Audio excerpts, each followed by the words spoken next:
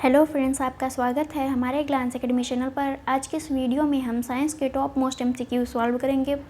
Friends, अगर video आपको अच्छी लगे तो प्लीज़ चैनल को लाइक एंड सब्सक्राइब जरूर करें। जेनेटिक्स में किसका अध्ययन किया जाता है? आनुवंशिकता एवं गुणसूत्र, कोशिका, निट्रा का अध्ययन, मांसपेशियों का अध्ययन। इसका आंसर है ए, आनुवंशिकता एवं गुणसूत्र का अध्ययन। आनुवंशिकी अर्थात जेनेटिक्स जीव विज्ञान की वह शाखा है जिसके अंतर्गत आनुवंशिकता, जीवों की विभिन्नताओं व गुणसूत्रों का अध्ययन किया जाता है। Next slide. ऊतक विज्ञान में किसका अध्ययन किया होता है? ऊतकों का, विषाणुओं का, वायरसों का, कीटाणुओं का। इसका आंसर है ए, ऊतकों का। ऊतक विज्ञान में ऊतकों की उत्पत्ति, संरचना एवं कार्यों का अध्ययन किया जाता है। ऊतक में टिश्यू भी होता है। Next slide. वनस्पति कोशिका तथा प्राणी कोशिका का अंतर किसकी उपस्थिति से स्पष्ट होता है? कोशिका भित्ति, माइटोकॉन्ड्रिया, केंद्रिका, प्लाज्मा झिल्ली। इसका आंसर है ए, कोशिका भित्ति। जंतु कोशिका में प्लाज्मा झिल्ली तथा वनस्पति कोशिका में सबसे बाहर की तरफ कोशिका भित्ति पाई जाती है। जंतु कोशिका में कोशिका भित्ति का अभाव होता है या नहीं पाया जाता है। Next slide. ऊतक है एक पेपर का प्रकार, दवा, समान कोशिकाओं का समूह, कपड़े की किस्म। इसका आंसर है सी, समान कोशिकाओं का समूह है। ऐसी कोशिकाओं के समूह जो संरचना, आकृति, उत्पत्ति एवं कार्य में एक समान होते हैं उन्हें ऊतक या टिश्यू कहा जाता है। Next slide.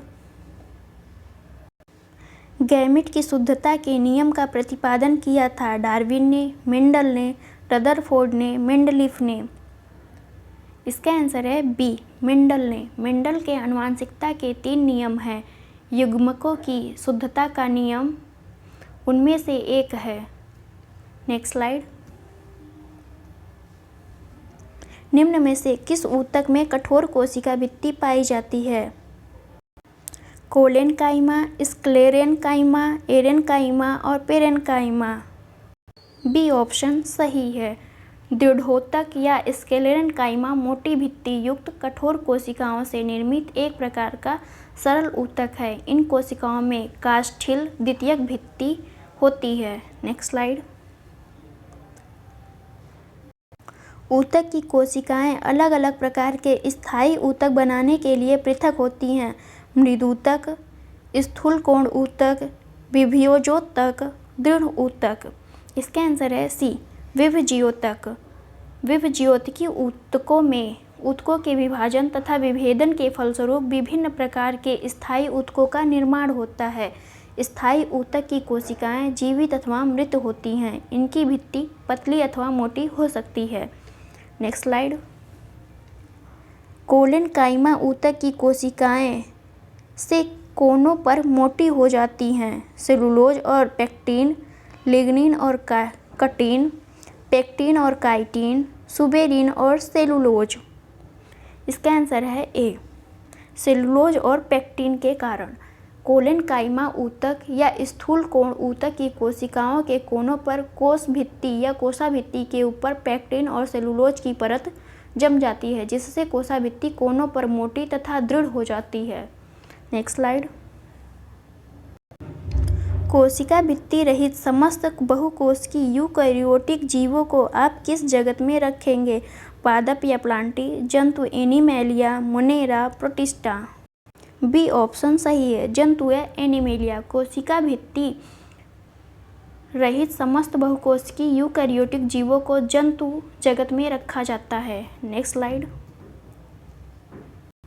विकास के सिद्धांत से संबंधित है Miller, Jean Baptiste Lamarck, Gregor Mendel, Charles Darwin. इसका आंसर है D, Charles Darwin. Charles Darwin ने जैविक विकास का सिद्धांत सर्वप्रथम अपनी पुस्तक ओरिजिन ऑफ स्पीसीज में 1859 में प्रकाशित किया था। उन्होंने माना कि जीव प्रजातियां अपने वर्तमान स्वरूप में लंबे समय से चल रहे क्रमबद्ध जैविक विकास के परिणाम से आई हैं। Next slide. पौधों में नामक ऊतक के कारण लचीलापन होता है। किस ऊतक के कारण लचीलापन होता है?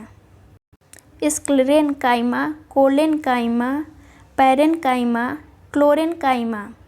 इसका आंसर है बी, कोलेन्काइमा।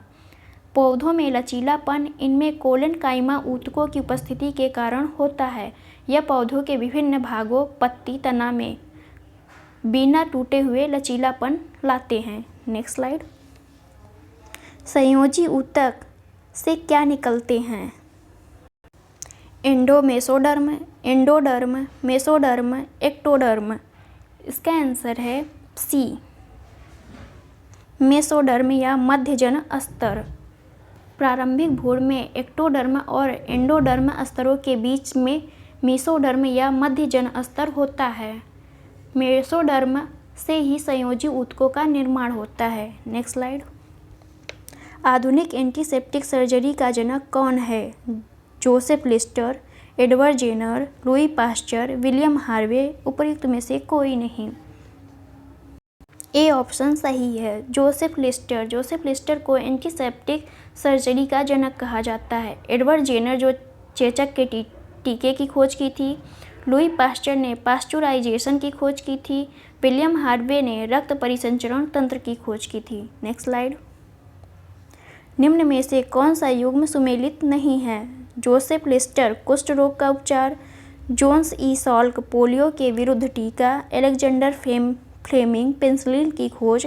एडवर्ड जेनर, चेचक के विरुद्ध टीकाकरण। ए आंसर सही नहीं है। जोसेफ लिस्टर एंटीसेप्टिक सर्जरी से संबंधित हैं और सभी कथन सही हैं। Next slide. निम्नलिखित में से कौन सा रोग बैक्टीरिया से होता है? तपेदिक, पीलिया, चेचक, मम्प्स। इसका आंसर है ए, तपेदिक, टीबी। पीलिया, चेचक, मम्प्स ये सभी वायरस के कारण होते हैं। बैक्टीरिया से होने वाले रोगों की ट्रिक हमने बनाई है, जाके आप प्लेलिस्ट में देख सकते हैं। Next slide. अधिकांशतः प्रयोग किया जाने वाला प्रतिजैविक पेनिसिलिन बनता है शैवाल से, जीवाणुओं से व कवक से, रासायनिक साधनों से। इसका आंसर है सी, कवक से। अधिकांश प्रयोग किया जाने वाला प्रतिजैविक या एंटीबायोटिक पेनिसिलिन कवक या फंजाई से बनता है। Next slide. निम्नलिखित में से कौन सा रोग जीवाणु के कारण होता है? चेचक, पेचिस, इन्फ्लुएंजा, हैजा। इसका आंसर है डी, हैजा। हैजा वाइब्रियो कॉलेरी नामक जीवाणु से होता है, जबकि चेचक स्मॉल पॉक्स वायरस से होता है और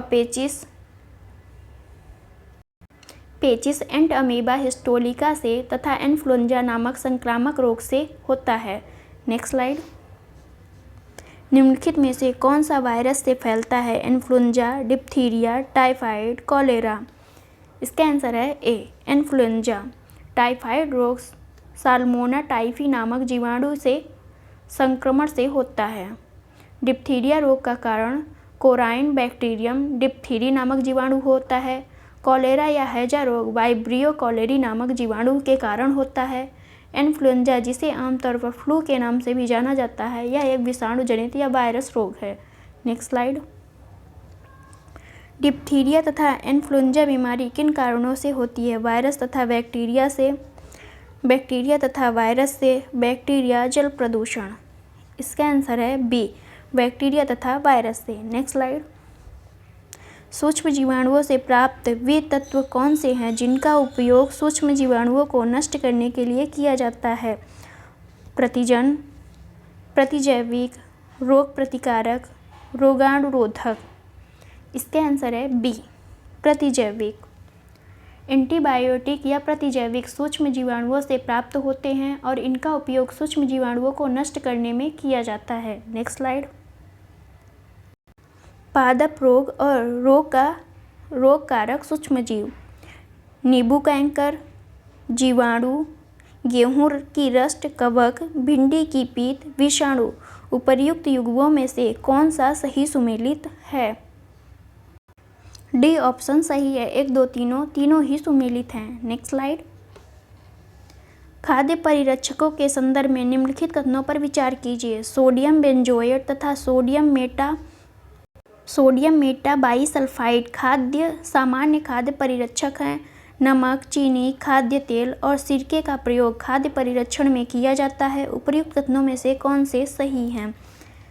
इसका आंसर है सी, 1 और 2 दोनों ही सही हैं। Next slide. पाश्चीकृत दूध के संदर्भ में निम्नलिखित कथनों पर विचार कीजिए। पाश्चीकृत दूध को बिना उबाले उपयोग किया जा सकता है क्योंकि यह सूक्ष्म जीवों से मुक्त होता है। दूध को पाश्चीकृत करने के लिए इसे 70 डिग्री सेल्सियस पर 15 से 30 मिनट के लिए गर्म करते हैं और फिर एकाएक ठंडा कर उसका भंडारण कर लेते हैं। उपर्युक्त कथनों में से कौन से सही हैं? इसका आंसर है ए, केवल एक सही है।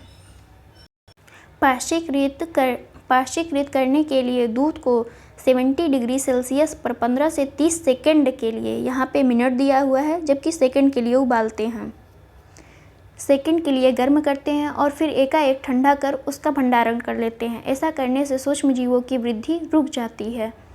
Next slide. निम्नलिखित पर विचार कीजिए। कपास, पेट, प्लास्टिक उपर्युक्त में से कौन से प्राकृतिक बहुलक का उदाहरण है? ए ऑप्शन सही है, केवल एक। बहुलक छोटी इकाइयों से मिलकर बनी एक बड़ी इकाई है। ये प्राकृतिक व संश्लेषित दोनों ही प्रकार के होते हैं। कपास एक प्राकृतिक बहुलक है जो सेलुलोज कहलाता है। सेलुलोज बड़ी संख्या में ग्लूकोज इकाइयों द्वारा निर्मित होता है। ऊन, रेशम तथा चमड़ा भी प्राकृतिक बहुलक के उदाहरण हैं। पेट एक संश्लेषित या कृत्रिम बहुलक है। संश्लेषित रेशों की तरह प्लास्टिक भी एक बहुलक है। Next slide. सूची फर्स्ट को सूची सेकंड से सुमेलित करना है। रेयान यह एक कृत्रिम रेशम कहलाता है। नायलॉन इसका निर्माण कोयले, जल और वायु से किया गया है। टेरिलीन यह एक पॉलिएस्टर है। एक्रिलिक इसका उपयोग ऊन, स्वेटर तथा शाल बनाने में होता है। इसका आंसर है ए, 2, 1, 3, 4। Next slide. आग बुझाने वाले कर्मचारियों के परिधानों पर एक परत चढ़ी होती है जो उसे अग्निरोधक बनाती है। यह परत निम्नलिखित में से किसकी होती है? Melamine, Bakelite, polyester, Teflon. इसका आंसर है ए, मेलामाइन। आग बुझाने वाले कर्मचारियों के वस्त्रों या परिधानों पर मेलामाइन नामक प्लास्टिक की परत चढ़ी होती है। मेलामाइन आग प्रतिरोधक है तथा अन्य प्लास्टिक की अपेक्षा ऊष्मा को सहने की अधिक क्षमता रखता है। Next slide.